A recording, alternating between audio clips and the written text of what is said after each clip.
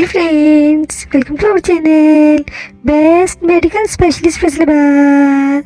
Friends, आज हम आप लोगों के साथ डिस्कस करेंगे ब्रेन ट्यूमर कि जो दिमाग के अंदर कैंसर होता है या दिमाग की रसौली होती है वो कैसे प्रेजेंट करती है और उसका ट्रीटमेंट कैसे करना होता है। फ्रेंड्स, फर्स्ट ऑफ ऑल इसमें मरीज़ को जो सर दर्द होती है उसका एक नया ऑनसेट होता है, यानी कि पहले उसको इस तरह की सर दर्द नहीं होती, नए तरीके की सर दर्द शुरू होती है और ये जो दर्द है सर की ये आहिस्ता आहिस्ता तेज़ हो जाती है और शदीद होती जाती है और इसकी फ्रीक्वेंसी भी बढ़ जाती है, यानी कि बार बार होने लग जाती है।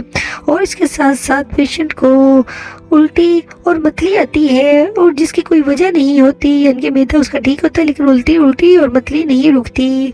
और पेशेंट को प्रॉब्लम्स होती है विजन के, यानी कि उसको देखने में मसला होता है, उसको धुंधला नज़र आता है, दो नज़र आते हैं या फिर साइडों पे नज़र आना बंद हो जाता है, यानी कि उसको बिल्कुल सामने वाली एरिया नज़र आ रही होती है, जो साइड से वो नज़र नहीं आती। और इसके साथ साथ पेशेंट को जो है Aahista Aahista loss of sensation हो जाता है, यानी कि महसूस करना बंद हो जाता है। पेशेंट के बाजों में टांगों में फीलिंग नहीं होती, वहाँ पे अगर सुई चुभाए तो उनको चुभन नहीं महसूस होगी। और पेशेंट का जो बैलेंस है, यानी कि खड़ा हुआ है यकदम वो गिर सकता है, उसका बैलेंस जो है वो ख़राब हो जाता है।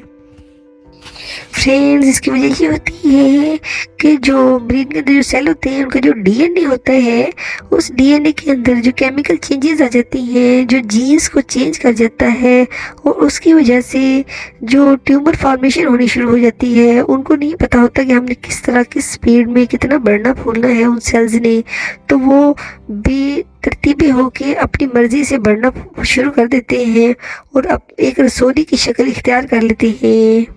अमेरिका में एक तहकीक की गई जिसमें 5 साल तक इनमें से 36% लोग ही जिंदा रह पाए और 10 साल तक सर्वाइवल रेट 31% था, यानी कि 31% लोग 10 साल तक जिंदा रह पाए जिनको ब्रेन ट्यूमर डायग्नोज किया गया था। लेकिन 15 साल से छोटी उम्र के जो बच्चे थे उनमें ब्रेन ट्यूमर के रिमूवल के बाद सर्वाइवल रेट जो है 75% तक, यानी कि 75% तक पाया गया।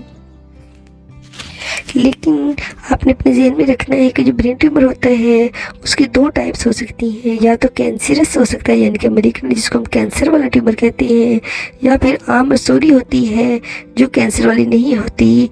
और इसी डिफरेंस की वजह से उसके सर्वाइवल में फ़र्क आता है। अगर कैंसर वाली रसौली है तो उसकी मलिग्नेंसी ज़्यादा होती है, उसका डैमेज ज़्यादा होता है। अगर कैंसर वाली रसौली नहीं है तो उसके निकालने के बाद या निकालने से पहले भी जो मलिग्नेंट पोटेंशियल ना होने की वजह से पेशेंट का सर्वाइवल बेहतर होता है। फ्रेंड्स, जो इसमें ट्रीटमेंट की जाती है उसमें सर्जरी ही की जाती है। जो न्यूरो सर्जन है वो ब्रेन ट्यूमर को निकाल देते हैं और इसमें किया ये जाता है कि जो हमारी स्कल होती है, जो खोपड़ी होती है, उसको काट कर ब्रेन को अप्रोच किया जाता है और उस रसौली को निकाल दिया जाता है।